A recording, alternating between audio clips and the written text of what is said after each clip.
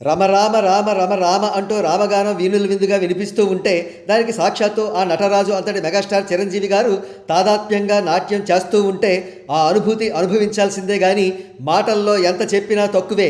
చాలా కాలం తర్వాత మళ్ళీ చిరంజీవి గారి పాటను విశ్వంభర ఫస్ట్ సింగిల్ రమ రామ రామ పాట ద్వారా చూసే అవకాశం కలిగింది. విజువల్స్లో మనల్ని స్ట్రైకింగ్గా ఆకట్టుకునేది అన్డౌటెడ్లీ చిరంజీవి గారి amazing young and energetic looks. ఆ లుక్స్ని చూశాక ఆయన అసలు వయసును మరిచిపోయి 30 నుండి 40 మధ్య ఫిక్స్ అయిపోవడం బెటర్ అనిపించింది. ఇకపోతే రాముల వారి భక్తి పాటకు తగ్గట్లుగానే ఆయన డాన్సింగ్ స్టెప్స్ ఉన్నాయి. ఆ స్టెప్స్కు తగ్గట్టుగా ఆయనకు మాత్రమే సాధ్యమైన అన్ఇమాజినబుల్ గ్రేస్ ఉండనే ఉంది. అల్లుడా మజాకాలోని మా ఊరి దేవుడు అందాల రాముడు అనే భక్తి పాటకు ఏ మాత్రం తగ్గకుండా ఉంది ఈ పాట. ఇక కీరవాణి గారి సంగీతం విషయానికి వస్తే వయలిన్ ఎక్కువగా ఉపయోగిస్తూ తక్కువ మ్యూజికల్ ఇన్స్ట్రుమెంట్స్తో ఎక్కువ మెలోడీ ఉండేలా పాటను కంపోజ్ చేశారనిపించింది. శంకర్ మహదేవన్ గారి గాత్రం పాటకు నిండుతనాన్ని, క్లాసికల్ ఫీల్ను కలుగజేసింది.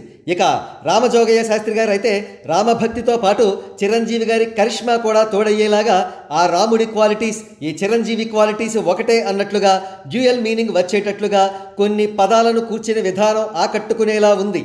రామయ్య కీర్తన నోరార పాడగా చిరంజీవిని జన్మ, అన్నయ్యంటే ఇతడు వంటి వాక్యాల ప్రయోగాన్ని ఇందుకు ఉదాహరణగా చెప్పుకోవచ్చు. కాగా విజువల్స్ మనకు కలర్ఫుల్గా కనబడతాయి. బాపు గారి రామాయణం పెయింటింగ్స్ను కూడా ఉపయోగించుకున్నారనిపించింది. ఇక చివరగా బాలహనుమాన్ వేషధారణలో ఉన్న బాలుణ్ణి చిరంజీవి గారు భుజాలకెక్కించుకున్న షాట్తో పాట పూర్తవుతుంది. మనం కూడా తన్మయత్వంలోంచి బయటకు వస్తాం.